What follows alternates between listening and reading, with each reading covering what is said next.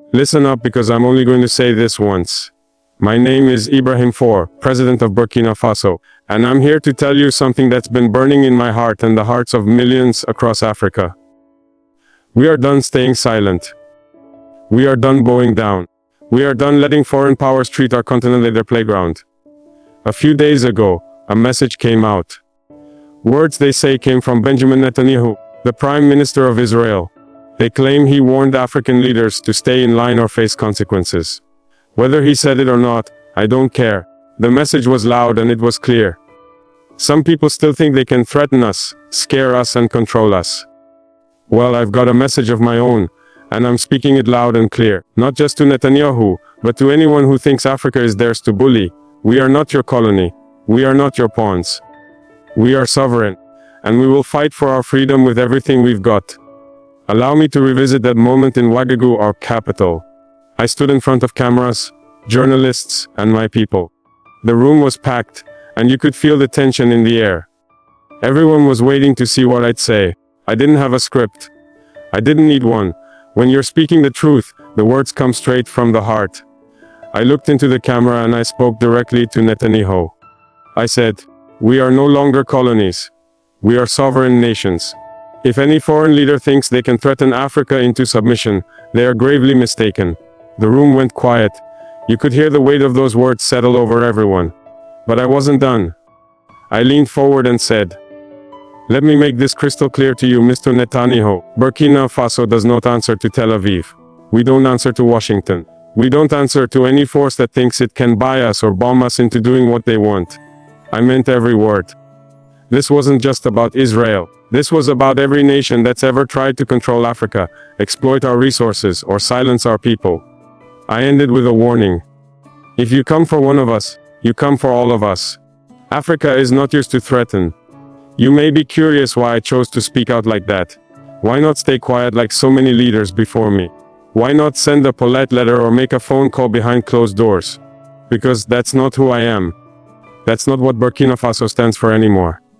And that's not what Africa needs. For too long, our continent has treated like a place where powerful countries can do whatever they want.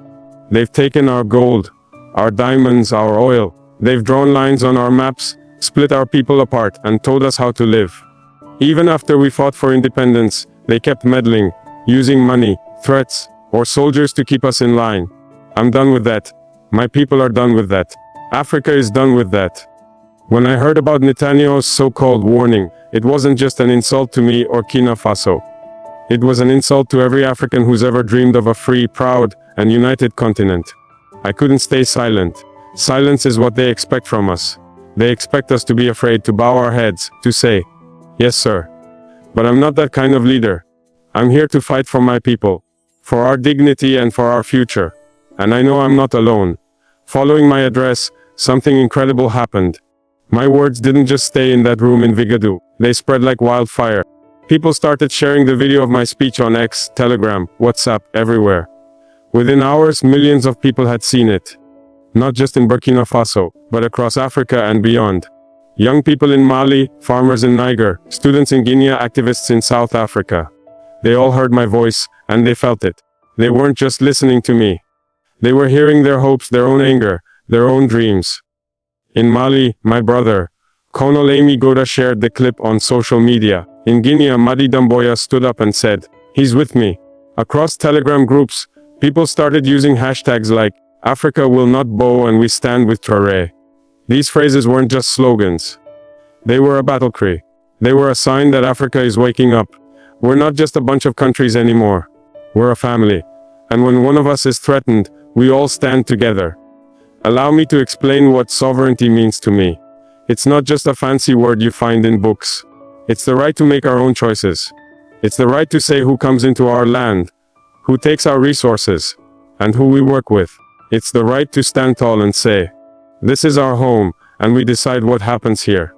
For too long, foreign powers have treated Africa like a chessboard. They move their pieces, soldiers, money, companies, and expect us to sit quietly while they play their game. Not anymore. In Burkina Faso, we're taking back control. We're saying no to foreign bases on our soil. We're saying no to deals that leave our people poor while others get rich. We're saying no to threats that try to scare us into submission. And we're not alone. Across the Sahel, Burkina Faso, Mali, Niger, we're building an alliance. We call it the Sahel Alliance. And it's about standing together, protecting each other, and building a future where Africa calls the shots. You may be considering, haven't African leaders said things like this before? Sure, some have. But this moment feels different. Why? Because the world is changing and Africa is changing with it. For years, we've been told to wait our turn, to follow the rules set by others. But now, we're writing our own rules. France used to have a tight grip on countries like mine. They had military bases, controlled our economies, and acted like they owned us. But we pushed them out. Mali did it. Niger did it. Burkina Faso did it. And we're not stopping there. When I voiced my stance against Netanyahu, I wasn't just talking about one man or one country. I was talking to every nation that's ever looked at Africa and seen a place to exploit. I was talking to the leaders who think they'll scare us with sanctions, bombs, or angry words. I was telling them that Africa is rising and we're not afraid anymore. My address was not impulsive. It was necessary. It was a reminder to the world that we're not just here to survive. We're here to thrive, to build, to lead. You know what's interesting? After I spoke, Israel's government didn't say a word. No response, no statement, nothing. That silence speaks louder than any speech. It tells me they weren't ready for someone like me to stand up and call them out. They're used to African leaders who stay quiet, who play nice, who don't make waves. But I'm not here to play nice. I'm here to tell the truth no matter who it makes uncomfortable. Global media outlets, they barely touch the story. They didn't want to give it airtime because it doesn't fit their narrative. They want to keep painting Africa as a place that's weak, divided, and dependent. But we're changing that narrative.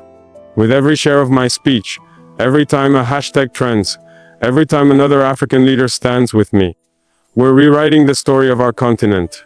We're showing the world who we really are. I never intended to become a symbol. I'm just a man from Burkina Faso fighting for my people. But when I look at the messages pouring in from young people, from elders, from mothers and fathers across Africa, I realize this is bigger than me. People are calling me a voice for the continent, a symbol of defiance. They see me standing up to a powerful leader like Netanyahu. And it gives them hope. It reminds them that we don't have to live in fear. I'm acting because I believe in Africa. I believe in our strength, our history, our future.